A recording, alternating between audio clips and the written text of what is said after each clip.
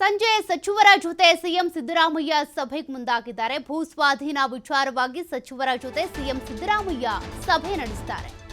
ದೇವನಹಳ್ಳಿಯ ಚನ್ನರಾಯಪಟ್ಟಣದ ಭೂ ಸ್ವಾಧೀನ ಸರ್ಕಾರದ ವಿರುದ್ಧ ರೈತರ ಪ್ರತಿಭಟನೆ ಹೆಚ್ಚಾದ ಹಿನ್ನೆಲೆ ಸಿದ್ದರಾಮಯ್ಯವರು ಈ ಒಂದು ಸಭೆಗೆ ಮುಂದಾಗ್ತಾ ಇದ್ದಾರೆ.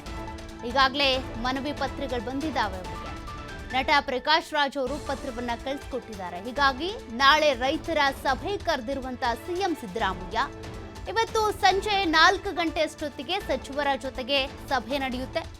ಡಿಕೆ ಶಿವಕುಮಾರ್, ಕೃಷ್ಣ ಬೈರೇಗೌಡ, ಕೆಎಚ್ ಮುನಿಯಪ್ಪ, ಎಂಬಿ ಪಾಟೀಲ್ ಹಾಗೂ ಎಚ್ಕೆ ಪಾಟೀಲ್ ಅವರ ಜೊತೆಗೆ ಈ ಸಭೆಯನ್ನ ಮಾಡಲಾಗುತ್ತೆ. ಕೆಐಎಡಿಬಿಯಿಂದ ಒಟ್ಟು 1770 ಎಕರೆ ಜಮೀನು ಭೂಸ್ವಾಧೀನ ಆಗಿದೆ. ಇದಕ್ಕೆ ಸಂಬಂಧಪಟ್ಟಂತೆ ನಡೆಯುವಂತ ಒಂದು ಸಭೆ ಇವತ್ತು. ಚನ್ನರಾಯಪಟ್ಟಣ ಸೇರಿದಂತೆ 3 ಹಳ್ಳಿಯ ಜಮೀನನ್ನ ವಾಪಸ್ ಮಾಡಬೇಕಿದೆ. 500 ಎಕರೆ ಭೂಸ್ವಾಧೀನ ಪ್ರಕ್ರಿಯೆಯನ್ನ ಕೈಬಿಟ್ಟಿದೆ ಸರ್ಕಾರ. ಉಳಿದ ಜಮೀನು ಭೂಸ್ವಾಧೀನ ಕೈ ಬಿಡಬೇಕು ಅಂತೇಳಿ ರೈತರಿಗಾಗಲೇ ಆಗ್ರಹಿಸಿದ್ದಾರೆ. ಇದರ ಸಂಬಂಧ ಒಂದು ಸಭೆ ಕರೆದಿದ್ದಾರೆ ಸಿಎಂ ಸಿದ್ದರಾಮಯ್ಯ. ಸಚಿವರ ಸಭೆಯಲ್ಲಿ ಎಚ್ಕೆ ಪಾಟೀಲ್ ಅವರು ಇರ್ಬೋದು, ಅದೇ ರೀತಿಯಾಗಿ ಮುನಿಯಪ್ಪ ಇರ್ಬೋದು, ಎಂಬಿ ಪಾಟೀಲ್ ಅವರು ಇರ್ಬೋದು, ಇವರೆಲ್ಲರೂ ಕೂಡ ಭಾಗಿಯಾಗ್ತಾರೆ. ಇವತ್ತಿನ ಒಂದು ಸಭೆಯಲ್ಲಿ ಏನೆಲ್ಲ ತೀರ್ಮಾನಗಳನ್ನು ತೆಗೆದುಕೊಳ್ಳಲಾಗುತ್ತೆ ನೋಡಬೇಕಾಗುತ್ತೆ.